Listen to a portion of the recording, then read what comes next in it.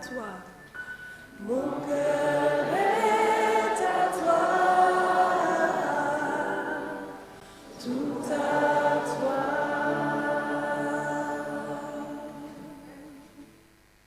Vous pouvez vous asseoir.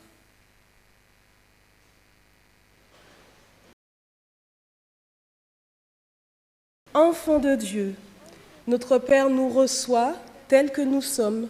Il nous accepte tels que nous sommes. Merci Seigneur pour tant d'amour.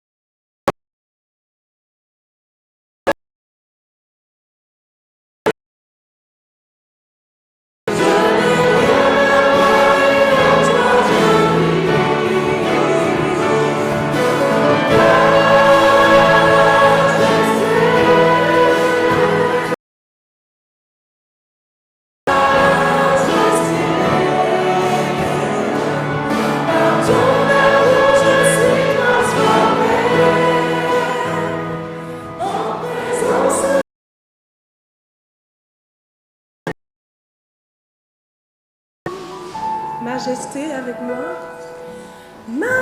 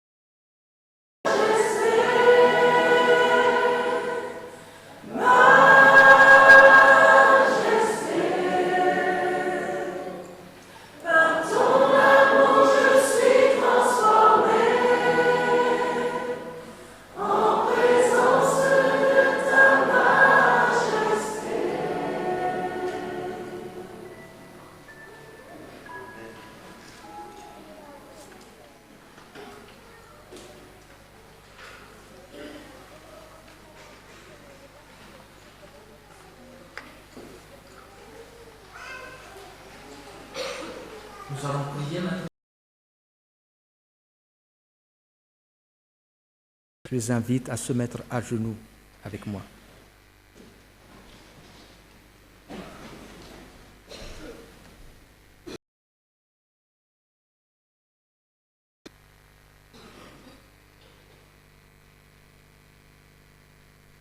Éternel notre Dieu, nous voici dans ta maison ce matin et à travers l'Internet pour te louer, t'adorer par nos chants, nos prières et par notre présence. Merci pour cette semaine écoulée pendant laquelle tu as été notre force, notre forteresse et notre abri. Tu connais ce que chacun de nous avons vécu. Pour certains, la joie, le succès, la satisfaction, mais peut-être aussi pour d'autres, la tristesse, la frustration, l'échec, la déception ou l'inquiétude. Nous venons justement vers toi, Éternel notre Dieu, car nous croyons que tu es un Dieu à qui nous pouvons nous confier, nous décharger de tout cela. Tu nous aimes, et tu nous écoutes et tu nous exauces. Parmi nos inquiétudes, venons vers toi reconnaître notre indignité, nos faiblesses, nos défauts et nos désobéissances. Nous venons vers toi car tu es le seul qui peut tout pardonner. Délivre-nous de ces inquiétudes et par ton pardon, accorde-nous ta paix. Mais en même temps, nous voulons te présenter nos frères et sœurs qui ne sont pas avec nous en ce moment pour différentes raisons. Celles et ceux qui souffrent, qui sont malades et qui sont découragés.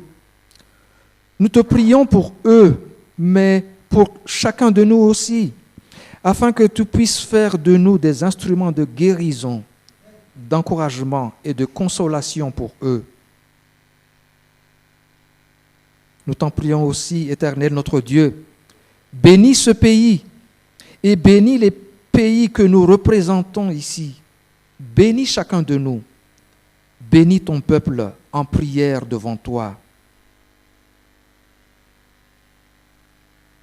Nous venons vers toi aussi ce matin, non seulement pour t'offrir un culte, mais pour t'écouter. Sois avec notre pasteur Jean-Pierre Lachise qui nous parlera de ta part. Que ta parole puisse faire la joie et l'allégresse de notre cœur. Qu'elle nous fasse grandir et qu'en même temps nous aide à comprendre et à accomplir ta volonté. C'est notre prière que nous voulons t'adresser au nom de Jésus. Amen.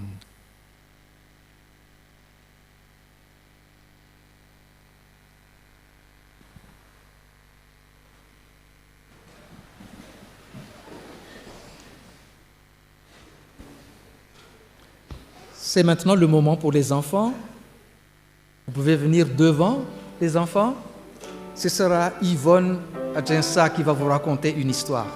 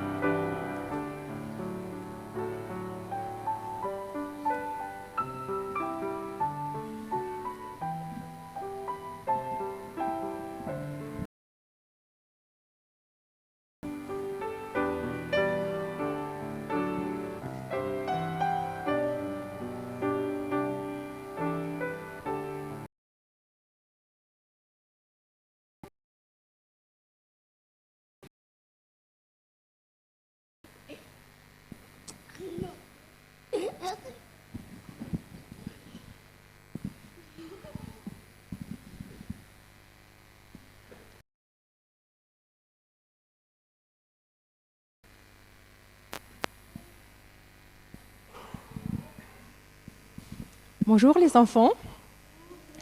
Vous allez bien? Oui? Avec le bon temps qu'il fait, avec le soleil. Alors, j'ai préparé une histoire pour vous d'un garçon, et il s'appelle David. David, il habitait avec sa famille. Il avait une grande sœur, Angie, et un grand frère, Joe, et après encore une sœur qui était un tout petit peu plus âgée que lui, qui s'appelait Marie. Et sur la ferme, qu'est-ce qu'il a à faire? Beaucoup de choses. Il faut s'occuper de quoi? Ferme. Des moutons. Non, des moutons, ils ne sont pas eu. Mais après, pour travailler la terre, pour faire quoi? Un tracteur.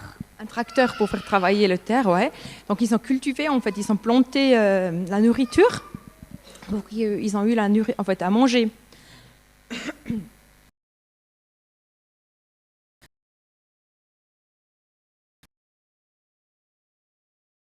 Donc on peut vous laisser tranquillement et vous allez vous occuper en fait de la ferme, de toutes les affaires. Et en plus, Angie, elle était déjà grande et elle était que tout était fait. Par contre, David, il ne trouvait pas que sa sœur était grande. Parce qu'en fait, quelquefois, il n'était pas trop content avec sa sœur parce que sa sœur, elle avait une manière autoritaire. Les parents sont partis et puis, du coup, en fait, Angie, elle n'était pas autoritaire. Elle était même gentille avec tout le monde. Et ils envoyaient le tous les jours. Ils ont fait la glace et des crêpes et la mousse au chocolat. Donc, ils se sont gâtés, ils ont beaucoup joué et ils se sont couchés à envie de se coucher. Ils se sont levés quand ils ont eu envie de se lever et ils ont joué. Par contre, ils n'ont pas oublié les travaux. Hein. Ils se sont quand même occupés des vaches, ils ont traité les vaches et puis ils sont allés ramasser. Et en fait, un matin, Angie, elle se rappelle, oh, mais c'est demain que les parents vont revenir. Et elle a dit ça à ses frères. Demain, les parents reviennent. Mais regardez autour de nous. Il a le linge sale par terre, la vaisselle qui n'est pas lavée. Aïe, aïe, aïe, aïe, on doit tout faire maintenant. Allez, allez, allez. Donc, elle disait à tout le monde ce qu'ils avaient à faire pour tout préparer parce qu'elle avait peur. Parce que si les parents reviennent et ils voient le désordre qu'ils sont laissés, oh là là. Et en plus, c'était elle qui était en fait la responsable pour que tout soit bien quand les parents reviennent. Donc, elle a dit, alors, Joe, tu vas aller dans la grange pour nettoyer les outils pour du jardinage. Et puis, elle a dit en fait aussi à Marie, toi, tu vas nettoyer le sol. Et toi, David, tu vas enlever la poussière dans toute la maison, sauf tu ne vas pas au salon. Parce que tu sais bien, dans le salon, il y a des objets précieux de maman. Et là, on n'a pas le droit de les toucher. Donc ça, tu vas laisser tranquille. Par contre, tu enlèves toute la poussière partout. Alors, ils se sont mis au travail, ils ont travaillé dur. Et David, il avait terminé à enlever la poussière et il est allé voir sa sœur pour lui donner aussi un coup de main. Qu'est-ce qu'il avait encore à faire? Changer les draps, faire la lessive et la vaisselle. Oh, mais David, il détestait la poussière. Changer les draps et puis faire encore la lessive. À un moment donné, ça commençait à faire un peu beaucoup. Il commençait à en avoir marre et puis il était fâché parce que sa sœur, tout le temps, elle disait de nouveau travail. Alors tu peux encore faire ça, tu peux faire encore ça et tout ça. Et puis il commençait à en avoir marre. Et puis d'un coup, il pensait, ouais, maintenant, je crois qu'on y est. On a terminé à nettoyer la maison. Eh ben non.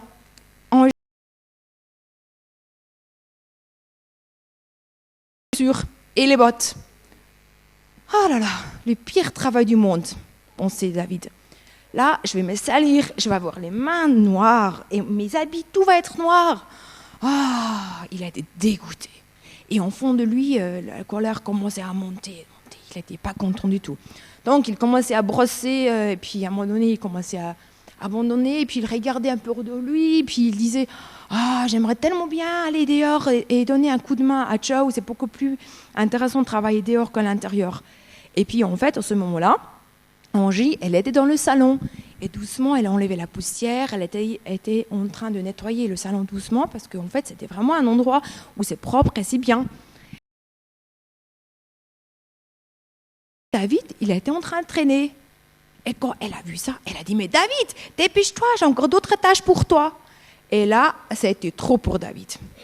Alors, il a pris la brosse, vous savez, la brosse pour nettoyer les chaussures, et il avait juste mis avant la crème noire, et puis il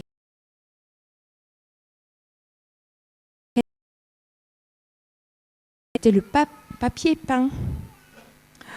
Quand il a vu ça, le désordre qu'il a fait, oh là là là là là là, sur le joli papier peint, il avait une grande tache noire. Quand il a vu ça, il s'est effrayé et il est sorti immédiatement de la maison et il est allé se cacher dans la grange. Et puis il est resté un bon moment là-bas. La nuit, elle est même tombée et puis il avait Joe qui savait qu'est-ce qui s'est passé, son autre frère, et il est venu lui dire « Allez, viens, je te laisse encore quelque chose à manger sur la table, tu vas manger, puis après on va se coucher. » Donc voilà, David, il est entré dans la maison. Il s'inquiétait, il a dit la maman et le papa, ils vont venir le lendemain et ils vont voir ce que lui, il a fait. Et il était mal. Il voulait se cacher, mais il ne savait pas où se cacher. Et puis le lendemain, il est arrivé, les parents sont rentrés, et quoi, ils étaient tout contents, la maison était propre, ils avaient tout mis en ordre. Et puis, par contre, la maman, elle a remarqué que David, il était un peu bizarre. Il mangeait à peine à midi et il était un peu... il n'était pas souriant. Donc la maman, elle s'inquiétait. Et elle s'est dit, certainement, il va tomber malade. Donc je lui ai donné une grande cuillère de médecine pour être sûre qu'il ne va pas tomber malade. Donc elle a donné ça à David. Et puis, qu'est-ce qui se passe? Il y a quelqu'un qui a frappé à la porte. C'était la famille Muller qui arrivait. Oh, David, il s'est dit, c'est pas possible, ils vont arriver là maintenant, ils vont entrer dans le salon. Et maman, elle n'a pas encore vu la tâche. Là, en fait, ils sont en train d'entrer dans le salon. Je suis sûre, maman, elle va pousser un cri. Oh, qu'est-ce qui va m'arriver? Qu'est-ce qui va m'attendre? Il avait peur. Et puis, non, rien. Il n'entendait rien. Ils étaient dans le salon en train de parler avec les invités. Et puis, doucement, il est allé voir. Puis il a ouvert la porte, puis il regarde. Mais c'est pas possible, c'est pas possible. La grande tache, elle a disparu. Elle n'était plus sur le papier peint. Donc il entre et la maman, elle dit, mais viens, entre. C'est avec ses yeux sur ce papier peint. Mais c'est pas possible, la tache, elle a disparu. Mais comment ça s'est passé? Et puis, il est resté là, scotché, avec ses yeux sur le mur. Et puis après, plus tard, quand en fait la famille est partie, les invités, il est allé voir sa sœur. Et il a dit à sa sœur, c'est toi qui as fait ça? Et puis sa sœur a dit, oui, c'est moi qui ai mis, en fait, j'ai trouvé du papier peint, encore une pièce de papier peint, et j'ai tout coupé, j'ai fait en sorte pour qu'en fait ça puisse très très très bien aller sur le mur, qu'en fait on ne voit pas en fait que les dessins et tous les petits trucs en or sont coupés que vraiment le moins possible. Il était impressionné. Et il a remercié à sa sœur d'avoir fait ce bon travail et avait caché en fait la grande tâche. Et puis Angie lui a dit a jeté la brosse sur moi. C'est vrai, j'étais pas trop gentille, j'étais un peu trop autoritaire vers vous tous. Et ils se sont pris dans les bras et ils ont fait un grand câlin. Alors, les parents, ils n'ont jamais demandé qu'est-ce qui s'est passé sur le mur. Mais par contre, David, lui, il n'a jamais oublié ce que sa sœur a fait pour lui. Qu'en fait, que sa sœur l'a aidé, en fait, que lui, il n'était pas puni, parce qu'il avait sinon des conséquences par rapport à ce qu'il a fait. Est-ce que ça vous fait...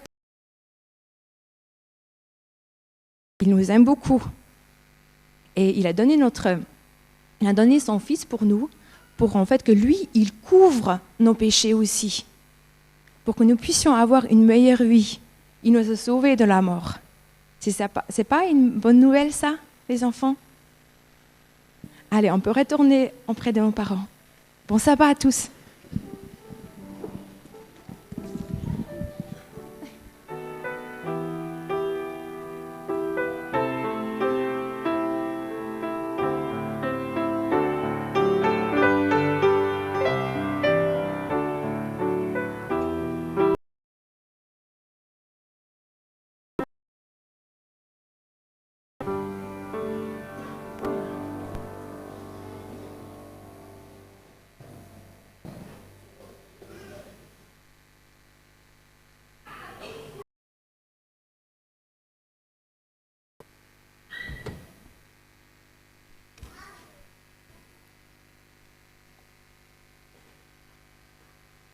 Nous allons lire l'évangile de Jean, chapitre 14, versets 1 à 7. Jean, chapitre 14, versets 1 à 7. Que votre cœur ne se trouble pas. Mettez votre foi en Dieu, mettez aussi votre foi en moi. Il y a beaucoup de demeures dans la maison de mon Père. Sinon, vous aurais-je dit que je vais vous préparer une place? Si donc je m'en vais vous préparer une place, je reviens vous prendre auprès de moi, pour que là où moi je suis, vous soyez vous aussi. Et là où moi je vais, vous en savez le chemin. Thomas lui dit, Seigneur, nous ne savons pas où tu vas. Comment saurions-nous le chemin? Jésus lui dit, c'est moi qui suis le chemin, la vérité et la vie. Personne ne vient au Père sinon par moi. Si vous me connaissez, vous connaîtrez aussi mon Père. Et dès maintenant, vous le connaissez et vous l'avez vu.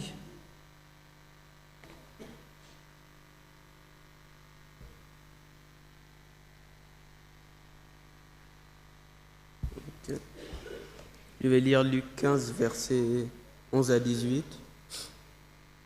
Donc Luc 15, versets 11 à 18, c'est la parabole du fils perdu à retrouver. Jésus dit encore, un homme avait 2 fils. Le plus jeune dit à son père, mon père, donne-moi la part de notre fortune qui doit me revenir. Alors le père partagea ses biens entre ses 2 fils. Peu de jours après, le plus jeune fils vendit sa part de la propriété et partit avec son argent pour un pays éloigné. Là, il vécut dans le désordre et dissipa ainsi tout ce qu'il possédait. Quand il eut tout dépensé, une grande famine survint dans ce pays et il commença à manquer du nécessaire. Il alla donc se mettre au service d'un des habitants du pays qu'il envoya dans ses champs garder les cochons. Il aurait bien voulu se nourrir des fruits de caroubier que mangeaient les cochons, mais personne ne lui en donnait. Alors il se mit à réfléchir sur la situation et se dit « Tous les ouvriers de mon père ont plus à manger qu'ils ne leur en font, tandis que moi, ici, je meurs de faim. Je veux repartir chez mon père et je lui dirai « Mon père, j'ai péché contre Dieu et contre toi. Je ne suis plus digne que tu me regardes comme ton fils. Traite-moi donc comme l'un de tes ouvriers. » Voilà.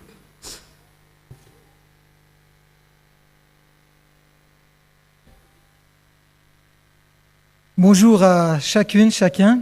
C'est une joie pour moi d'être là. Oui, le micro, voilà, je peux l'enlever, parce qu'il ne fonctionne pas.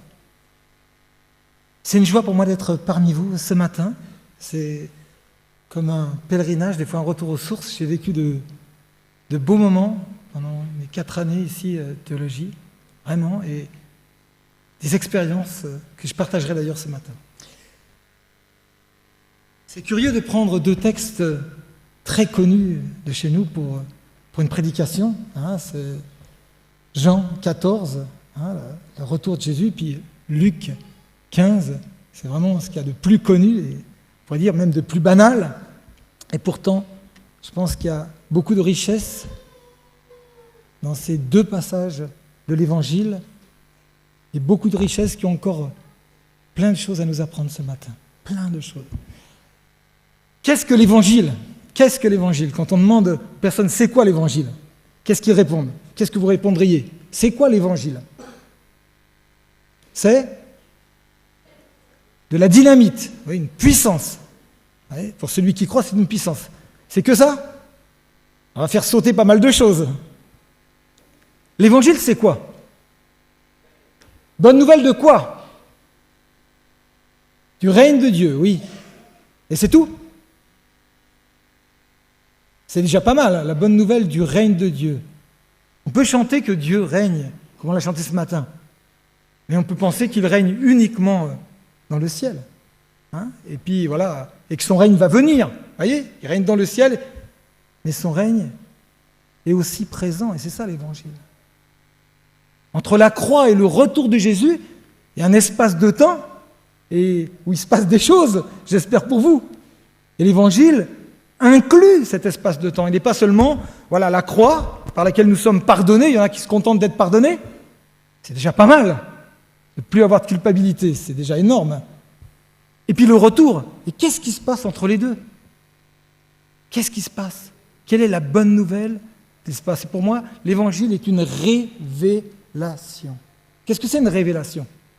On a des voiles sur le cœur. On a beaucoup de voiles. C'est normal. Nous sommes des êtres très tendres. L'être humain est très tendre. C'est sa particularité.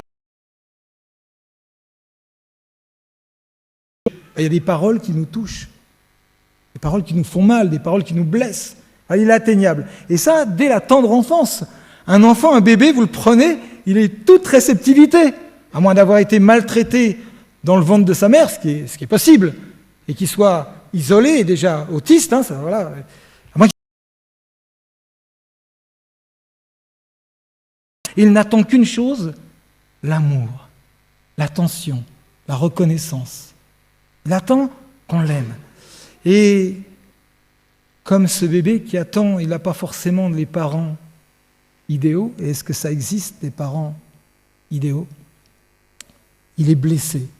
Et quand quelqu'un de tendre est blessé, il est obligé de se protéger. Vous êtes d'accord?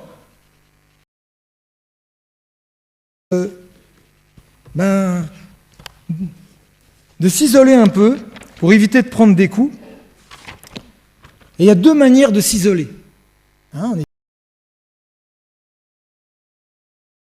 Je parlais ce matin que je prenais Mathieu dans les bras, comme ça quand il était tout petit, je le faisais sauter. Maintenant, je ne pourrais plus faire ça.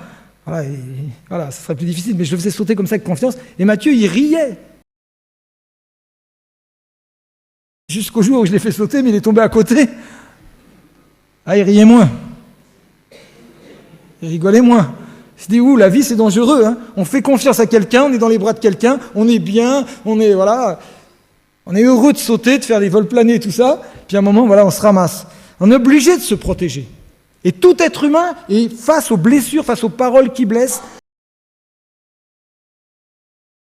De se protéger. Alors voilà ce qu'on fait. Et l'évangile est une révélation pour enlever ce que nous avons mis comme protection sur nous. Alors on y va. C'est un moyen de se protéger.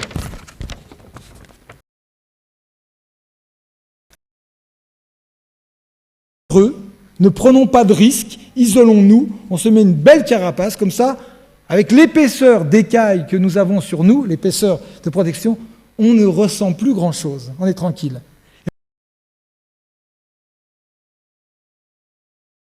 On ne prend pas de risque, on rentre, la tête dans la carapace, les pattes dans la carapace, voilà, on est en protection. Mais vous allez me dire comment on peut recevoir du Christ quand on est obligé de se mettre des carapaces et des protections. Dites-moi comment on peut recevoir. J'ai demandé à un évangéliste un jour qui montrait que l'évangile était facile, c'est facile, vous prêchez la bonne nouvelle de l'amour et les gens reçoivent. Je dis, et comment tu fais que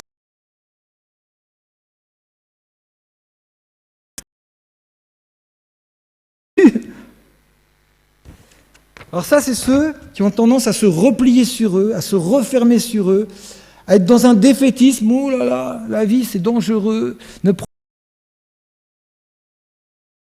Aux lois, obéissons comme ça, on ne prend pas de risque, aucun risque. C'est une vie un peu tranquille, c'est sûr, mais pas trop vivante. Et puis face à ceux qui se soumettent, à ceux qui...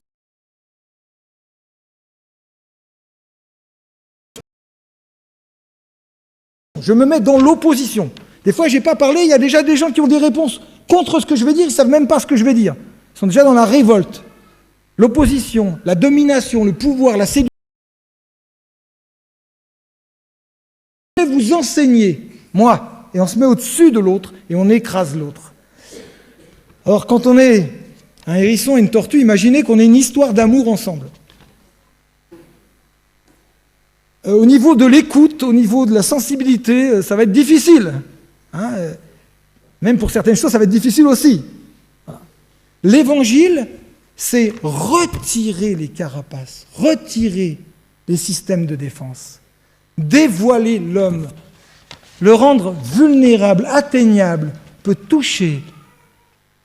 Et donc il faut que l'être humain se laisse faire et abandonne ses systèmes de défense pour être touché.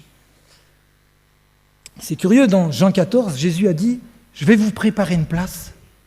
Et quand je vous aurai préparé une place, parce qu'il y a de nombreuses demeures, Il n'y a pas de souci pour les maisons, il n'y a pas de problème de logement dans le règne de Dieu. De nombreuses demeures. Si vous regardez la grandeur de la cité sainte, si vous regardez la grandeur, c'est immense. Juste la cité sainte. Il n'y a pas de problème de logement. Autrement dit, le cœur de Dieu est grand, immense pour accueillir. Je vais vous préparer une place et quand j'aurai préparé une place, je reviendrai vous prendre. Parce que là où je suis, je désire, je veux. Vous y soyez aussi. C'est pas nous qui désirons être au ciel, c'est Dieu qui désire que nous soyons avec Jésus au ciel. Ça change déjà les choses. Alors qu'est-ce que c'est cette... C'est dur, rénover une maison. Mais est-ce que Jésus a besoin de temps pour nous préparer une place? Est-ce que Jésus a besoin de temps? Combien de temps faut-il à Jésus pour préparer une place à chacun des êtres humains? Combien de temps? Une parole. Une parole. Il dit que la maison de chacun soit faite, et qu'est-ce qui va se passer? Elle va être faite. Vous avez au ciel exactement le lieu que vous attendez pour vous. C'est le lieu qui correspond à ce que vous attendez. C'est prêt, c'est fait. Alors, Jésus a déjà préparé, vous êtes d'accord? Vous êtes d'accord? Alors pourquoi on attend? Pourquoi on attend son retour?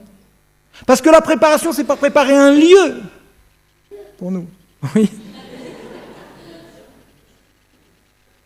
La préparation, c'est pas préparer un lieu, c'est pas préparer une belle chambre, sans fenêtre, parce qu'il n'y aura pas de fenêtre, pas de porte, voilà, tout transparent. C'est préparer nos cœurs. Et l'évangile, la bonne nouvelle, c'est pas seulement le pardon des péchés, c'est pas seulement d'être libéré du péché, c'est une autre étape. C'est pas seulement l'assurance d'avoir une place au ciel, de relation. Et si vous regardez Jean 14, Jésus dit, je suis le chemin, la vérité, la vie. Nul ne vient au... montre-nous le Père. Philippe dit, montre-nous le Père, ça suffit. Quoi, Philippe? Ça fait 3 ans et demi que tu me vois. Tu n'as pas connu le Père. Tu n'as pas vu. Tu n'as pas connu le Père. Comment dis-tu, montre-nous le Père? Ne sais-tu pas que le Père est en moi? Et que c'est lui qui fait les œuvres? Et c'est lui qui donne les paroles. On peut voir Jésus, on peut voir ses miracles, ses guérisons, on peut voir son amour pour chacun. On peut le voir. Mais si on voit que Jésus, il nous manque quelque chose. Et la préparation au retour, c'est la préparation à la rencontre du Père. Du Père. Est-ce que tu as un Père?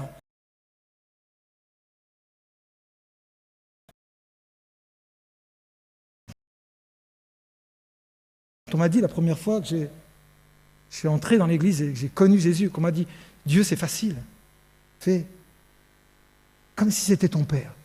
Ah, je ne comprends plus là. Dieu c'est comme si c'était mon Père est toujours en voyage, toujours absent, quand je m'approche de lui, il fait ça.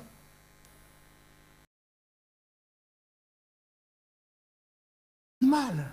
Beaucoup de difficultés à imaginer Dieu comme un père, parce que mon père terrestre, qui aurait dû me représenter Dieu ou m'ouvrir à Dieu, toutes les blessures d'enfants de nos cœurs vis-à-vis de la mère ou du père nous empêchent de voir qui est Dieu pour nous. Il y a très peu dans l'évangile de Jésus, beaucoup qui ont vu Jésus, mais même pas comme Zachée. Parce que Zachée ne cherchait pas à voir Jésus.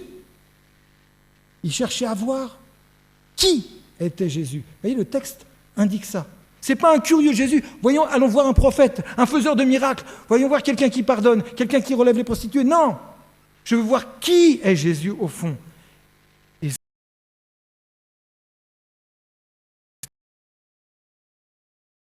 qu'un prophète, qu'un faiseur de miracles. Jésus, il a rencontré Dieu le Père. Et beaucoup d'autres dans l'Évangile, peu mais beaucoup d'autres, ont vu en Jésus Dieu leur Père. Et c'est cette révélation, c'est ce voile qui doit être ôté de nos cœurs pour que nous puissions voir notre Père. Et ça change tout de voir notre Père. Dans Luc, l'évangile de Luc, au chapitre 15, il y a 3 paraboles. Et la personne qui a lu, le jeune qui a lu le texte tout à l'heure, il a donné un titre, il a lu un titre. Alors, pouvez-vous me dire le titre de ces 3 paraboles qu'on trouve dans Luc 15 qui sont très connues?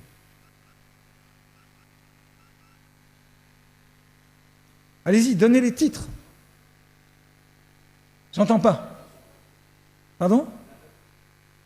La brebis perdue, la drague perdue, le fils perdu. Ça, c'est les titres. Mais est-ce que ça correspond exactement à la parabole? Alors on est vraiment, vous voyez, quand on est comme ça, on voit beaucoup de choses perdues. Et c'est notre regard comme ça qui fait que le texte n'est pas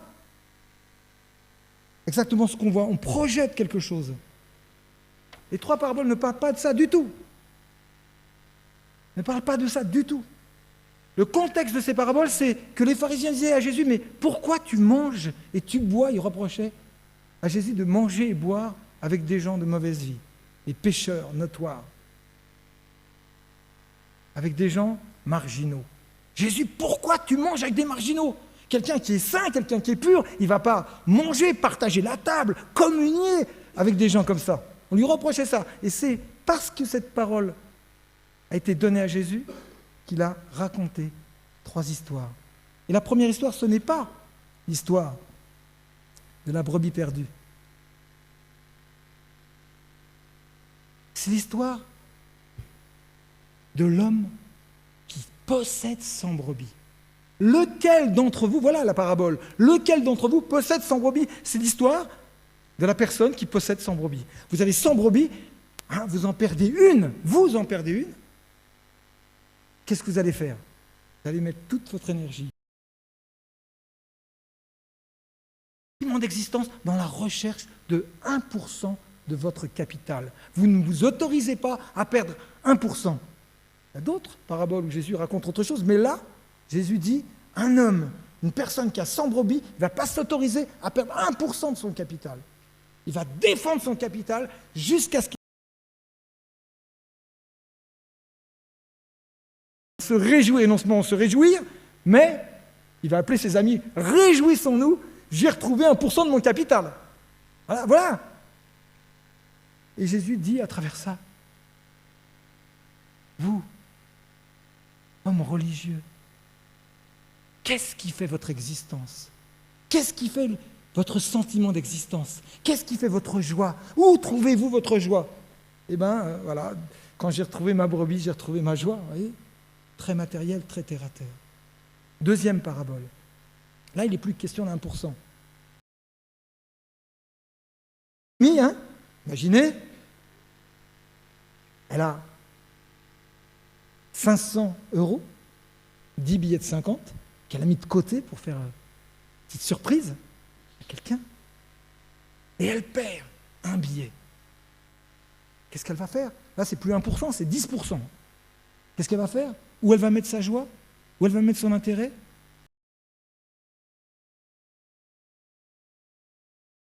C'est 10%. Alors elle va jusqu'au bout, elle va exister à travers cette recherche, elle va récupérer ces 10%.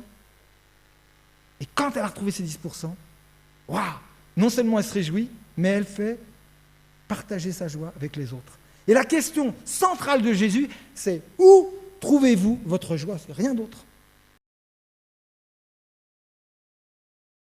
Où il va trouver sa joie, la récupérer? Quelle femme d'entre vous, si elle perd 10% de son capital, elle ne va pas tout faire pour récupérer? Et on est en pleine réalité. Une entreprise aujourd'hui, ou 2, ou 3, à la bourse, c'est... Dès qu'on perd quelques points à la bourse, c'est la chute libre. Les gens revendent et... Donc qu'est-ce qu'on fait? On fait tout pour redresser l'entreprise, même avec des licenciements abusifs. Chômage, peu importe, du moment que le budget, que l'entreprise est assaini, vous voyez. Où trouvez-vous votre joie à défendre vos intérêts? Ok, d'accord. Maintenant, on passe à autre chose. Un homme avait 2 fils. On passe à autre chose. Ce n'est plus de la matière, c'est plus de la brebis, c'est plus de l'argent. On est dans une autre valeur. La valeur de l'être humain. Un homme avait 2 fils. Un homme, c'est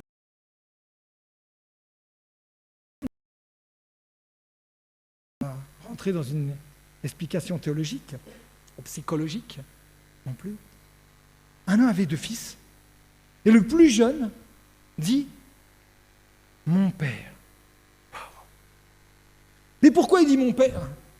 Pourquoi à ce moment-là c'est son père ? Un homme avec 2 fils, pourquoi ça devient son père ? Donne-moi mon père, donne-moi mon père, donne-moi la part d'héritage qui me revient.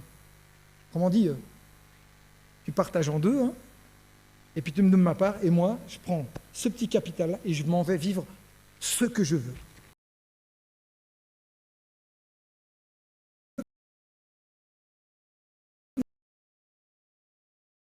Je veux, je suis rebelle à tout système, voilà, je suis hors système, je vis ce que je veux, comme je veux, je vis selon mon désir, et merci pour le capital, papa.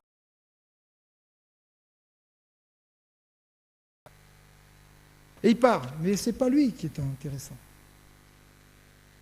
Le père leur partagea le bien. C'est très intéressant. Hein.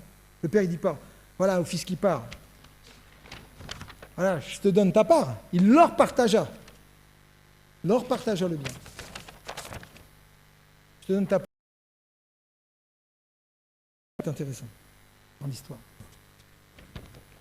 Parce que celui-là, le but du désir, le bout du désir, de vivre tout son désir, de vivre la liberté. Je grille ma vie par tous les bouts. Et j'étais comme ça avant de rencontrer Jésus. Hein. Je sais ce que ça veut dire. Hein. On prend des joints, on boit de l'alcool, on fait la fête. Tant qu'il y a moyen de faire la fête, c'est intéressant. On travaille même pour mais la fête. On grille la vie par tous les bouts. Lui, il revient un moment. Pourquoi il revient ? Pour une seule raison. Bien sûr qu'il n'a plus d'argent. Et plus que pour ça. Parce qu'au bout de son désir, qu'est-ce qu'il trouve ? Au bout de son désir, de sa liberté, qu'est-ce qu'il trouve ? Il trouve un employeur. Et cet employeur est particulier. Il dit, écoute, tu vas garder mes porcs, tu vas garder mes cochons, tu vas les élever, mais je ne te donne même pas la nourriture des cochons. Autrement dit, je te traite même pas comme un porc. Ça parle à l'époque. À l'époque où Jésus parle, je te traite même pas comme un porc. Ça parle. On ne donne même pas la nourriture que mangent les porcs. J'ai mangé des caroubes, j'étais en Israël, j'ai mangé des caroubes, je vous dis. Pour avoir faim. Pour désirer des caroubes, il faut vraiment avoir faim, parce que vous mangez un petit bout comme ça, vous êtes déjà écœuré, quoi. Et lui, il voyait ça comme si c'était un festin, quoi. Les caroubes, on n'a même pas le droit d'en manger. Qu'est-ce qu'il mangeait ? Des épluchures de caroubes. Il rentre en lui-même, et là, qu'est-ce qu'il voit ? Qu'est-ce qu'il dit ? Je suis en train de mourir. Et il voit son père. Il a la vision de son père. Je retournerai chez moi. Mieux qu'ici. Au moins, ils ont à manger. Je retournerai chez mon père. Et je dirai, j'ai péché contre le ciel et contre toi. Très intéressant. Très intéressant. Contre le ciel d'abord et contre toi. Traite-moi comme un de tes serviteurs. Et il fait la démarche. En lui-même et le chemin. Quand il rentre, son père...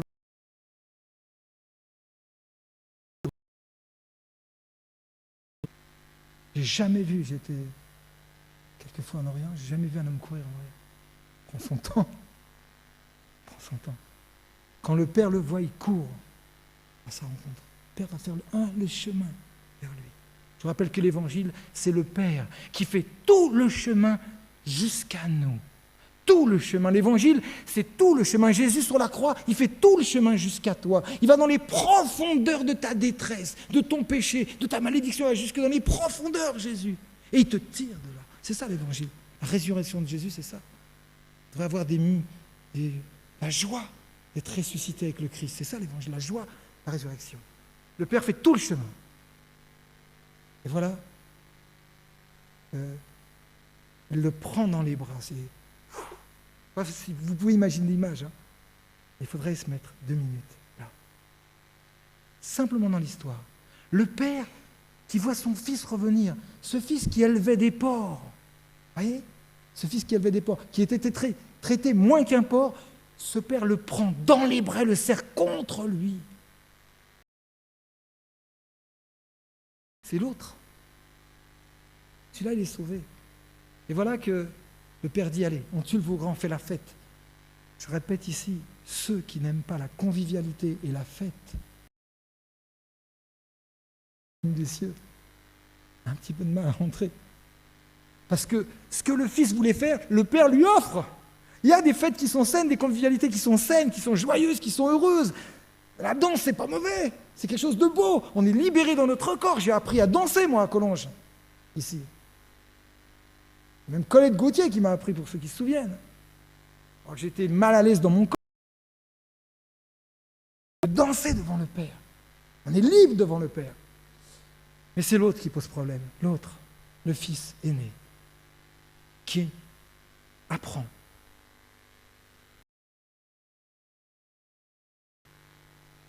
Il n'appelle même pas son frère. C'est le père qui est obligé de faire le chemin vers lui. Pourquoi tu ne veux pas te réjouir? Et le fils aîné va dire, ton fils, terrible, son frère, ton fils a mangé la moitié de ton bien avec des prostituées. Mais comment il sait ça? Quand le fils perd faire la fête et dépenser son bien, il n'est jamais question de prostituée. Il perd faire la fête. Parce que ce foulait le désir. Il avait envie. Pardon.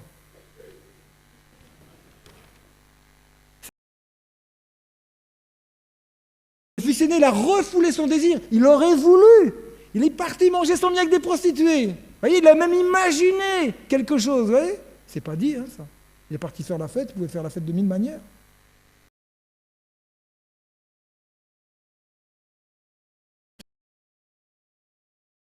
Faire la fête avec mes amis. Il ne m'a pas donné un chevreau. Le père lui dit, mais écoute, le bien, il est à toi. J'ai partagé le bien en deux. Tout est à toi. Tu peux prendre ce qui te servir. C'est à toi.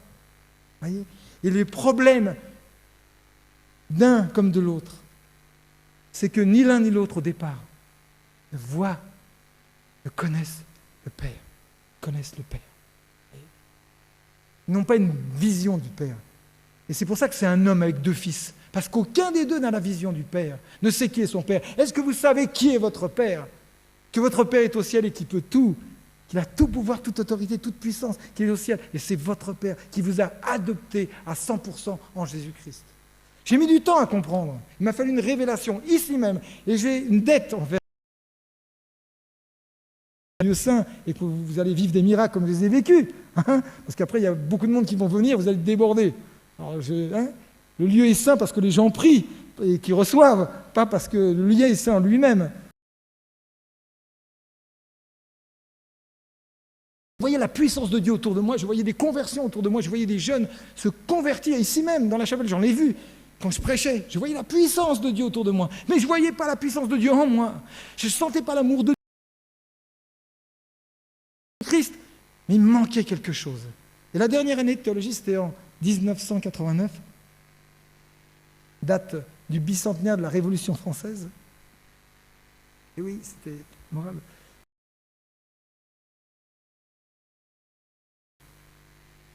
Et j'ai dit cela à Dieu. J'ai dit, Seigneur Jésus, je vois ta puissance autour de moi. Mais il me manque quelque chose. Je ne ressens pas ton amour. Je ne ressens pas ton amour, je te promets, je ne serai pas pasteur. Parce que si je ne vis pas quelque chose avec toi en profondeur dans mon cœur, comment je vais pouvoir transmettre la bonne nouvelle de l'Évangile si je ne vois pas ta présence? Oser prêcher si je n'ai pas vu en moi quelque chose. Et quand j'ai prié comme ça un jour, je sortais de cours, je marchais, il faisait aussi beau qu'aujourd'hui, et je marchais. mon habitation.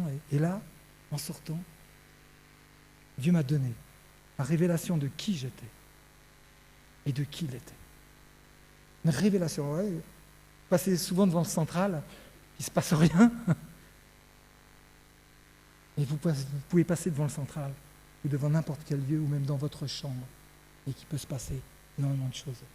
Et là, Dieu m'a montré qui j'étais, pourquoi je ne ressentais pas. J'ai eu la vision comme ça, une image qui m'a monté, un petit bébé dans un berceau qui criait, qui hurlait, et personne ne venait répondre. Et Dieu m'a dit, tu veux savoir qui tu es? Jean-Pierre, tu es ce bébé abandonnique. Tu as enfoui en toi les émotions d'un bébé qu'on a abandonné. Je ressentais l'émotion du bébé. Je voyais les larmes du bébé, les cris du bébé, les pleurs du bébé, et je ressentais les émotions. Et j'ai dit à Dieu à ce moment-là, ok, je suis ce bébé abandonné. J'accepte d'être ce bébé abandonné. Mais maintenant, écoutez bien, maintenant, c'est toi mon Père. J'ai adopté Dieu comme Père. Dieu nous a adoptés comme enfants, tous, mais nous, Père, ça, il ne le fera pas à notre place. Il nous a adoptés en Jésus-Christ. Nous sommes tous enfants de Dieu en Jésus-Christ. Mais nous, tant que notre mentalité ne dit pas oui, je suis un enfant qui me protège. Maintenant, je m'abandonne à toi comme Père. J'accepte d'être adopté par toi. Et là, j'ai été libéré. Libéré. Je disais oui à tout le monde. Parce que le petit enfant en moi, il disait, si tu ne dis pas oui, ils vont te rejeter, ils vont t'abandonner. Chaque fois, tu veux faire les émissions de radio? Oui. Tu veux faire Alliance? Oui. Tu veux évangéliser? Oui. Tu veux tenir la classe d'école du sabbat? Oui. Tu veux faire la prédication? Oui. Tu veux être ancien d'église? Oui. Voilà. Oui. Pourquoi?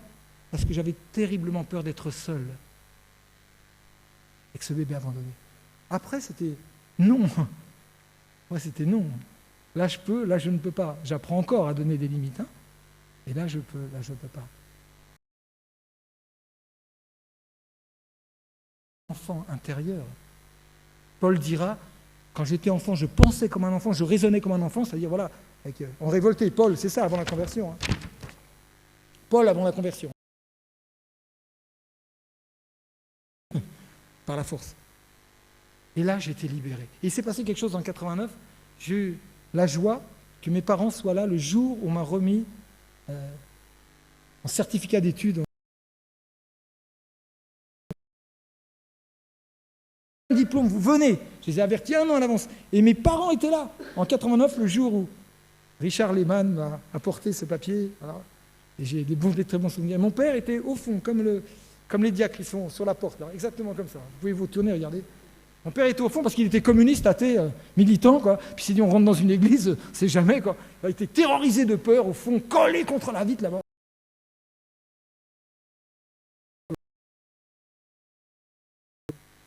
Ce certificat-là, je dis, voilà, je voudrais remercier ceux qui m'ont permis d'avoir ce certificat aujourd'hui, la famille qui était présente, puis je voudrais remercier mes parents, mon père et ma mère qui sont là, qui sont issus, écoutez bien ce que j'ai dit, qui sont issus de la tradition révolutionnaire de 1789. Parents communistes, vous voyez, Richard, il commence à me regarder, qu'est-ce qu'il va dire, Je voudrais remercier mes parents qui sont issus de cette révolution, parce qu'ils m'ont appris quelque chose. Et je voudrais les remercier. Ils m'ont appris le principe de liberté. Mon père qui me rejetait. Mon père, il se fichait de moi.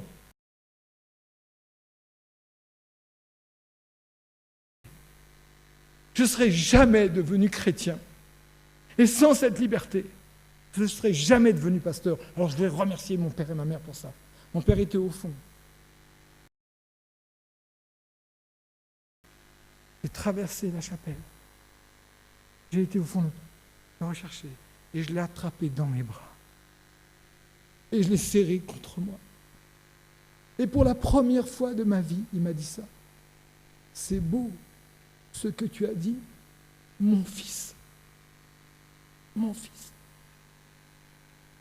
Pour la première fois de ma vie, mon père terrestre me reconnaissait comme un fils. Parce que j'avais rencontré mon Père céleste.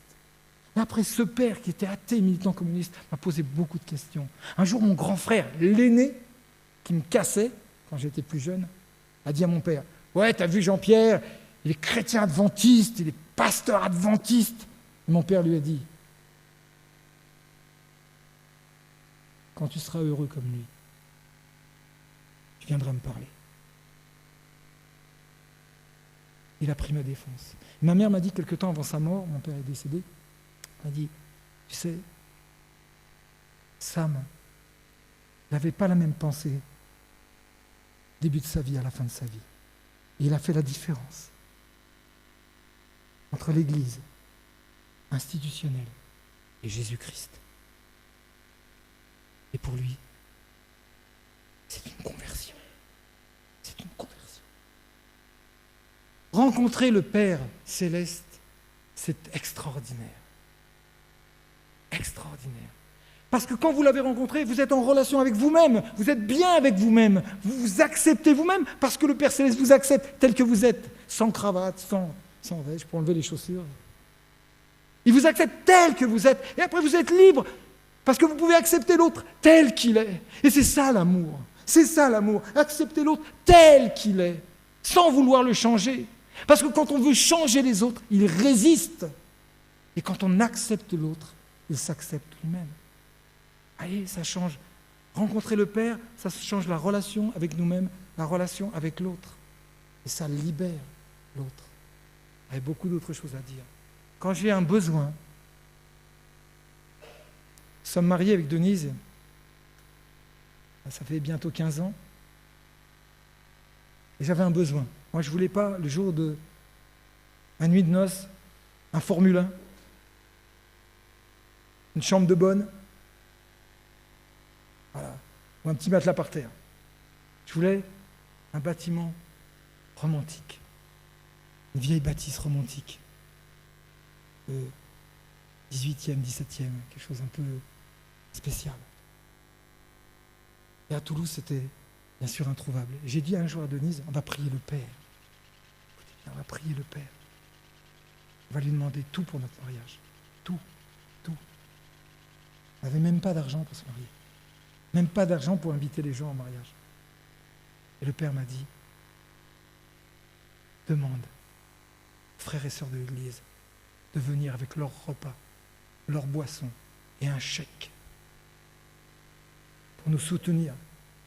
Ah oui, quand j'ai dit ça à Denise, elle m'a regardé. J'ai dit, c'est mon Père céleste qui m'a dit ça. Et ce que mon Père dit, il l'accomplit. Et Dieu a béni ce mariage. Béni ce mariage. Et un jour, avec Denise, on cherchait simplement une chambre romantique. J'ai dit à Denise, tu vois, on passait un dimanche près d'une brocante. Il dit, tu vois, dans cette brocante, je lui dis, ils savent exactement où se trouve ce lieu.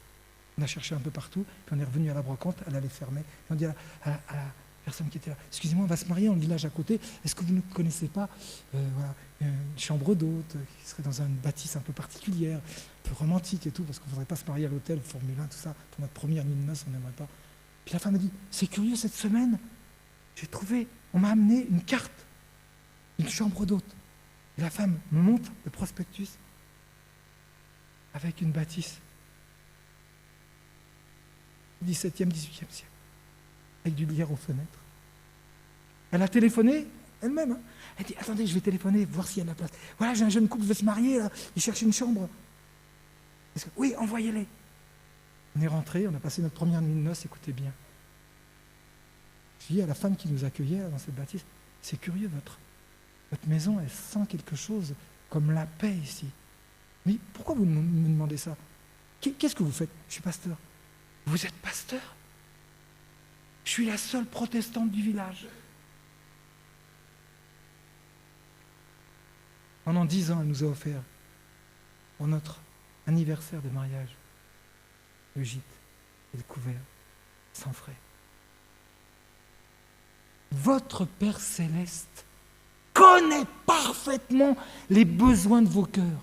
Votre Père céleste sait exactement ce qu'il vous faut. Voyez, nos besoin d'enlever les voiles. Il connaît vos détresses, il connaît vos problèmes, il connaît vos peines, il connaît vos luttes, il connaît vos combats. Il sait que vous combattez, il sait que vous êtes triste la semaine, il sait que vous avez des peines, il sait que vous n'êtes pas dans la victoire, il le sait que vous n'êtes pas dans la victoire. Mais amenez-lui vos défaites, amenez-lui votre pauvreté, amenez-lui votre misère. Parce qu'il n'y a que lui qui comprend et qui sait délivrer, guérir.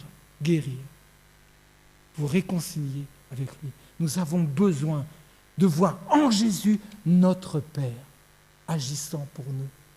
Parce que c'est ça la préparation au retour. Entrez, pour entrer bien. Que Dieu, le Père, puisse vous accorder ce matin toutes ces bénédictions, cette semaine, vous révéler qu'il est là pour vous, avec vous.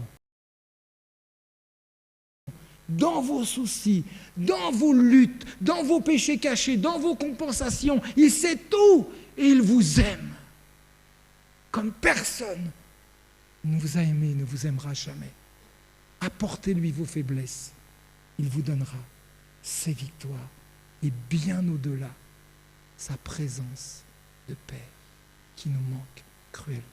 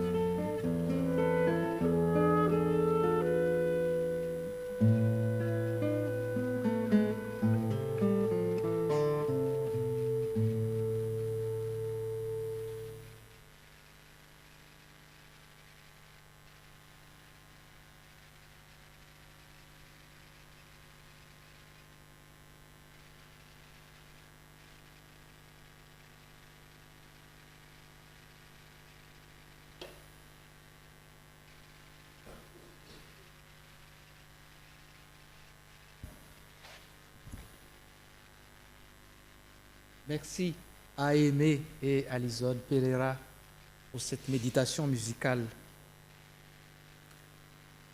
C'est le moment maintenant d'apporter nos dîmes et nos offrandes. Lorsque nous donnons comme Dieu donne, nous devenons comme lui, en parole et en action. Voulez-vous ressembler à Dieu? Alors, donnez comme Dieu donne. Cela fait du bien de savoir que nous sommes comme Dieu en parole et en action quand nous donnons.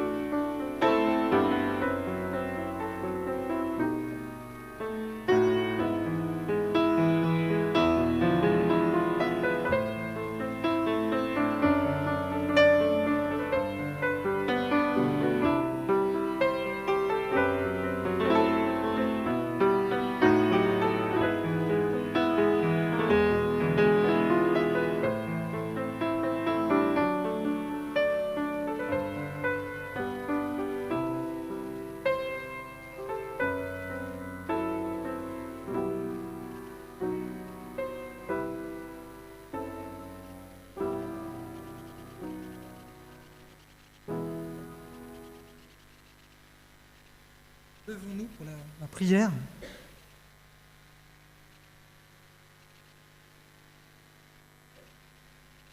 Notre Père, que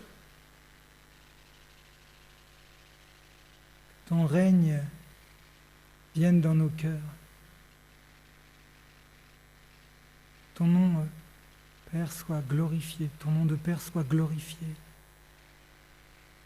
dans nos vies. Oui, Jésus-Christ, tu ne nous as pas laissés orphelins. Tu nous as accordé le Saint-Esprit qui nous relie au Père. Père, ton amour est sans limite, ta générosité est sans fin. Merci. Merci, Père, de nous ouvrir les yeux sur qui tu es en Jésus-Christ. Sur toutes les merveilles de ta grâce. C'est toi qui nous donnes tout.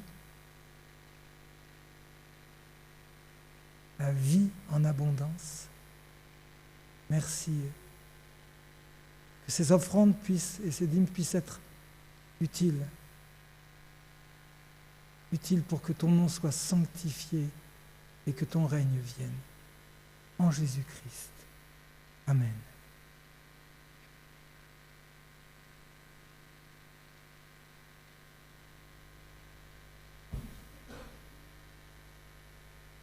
Soyons assurés de l'amour du Père pour chacun d'entre nous. Acceptons cet amour. Abba Père, nous voulons être à toi seulement.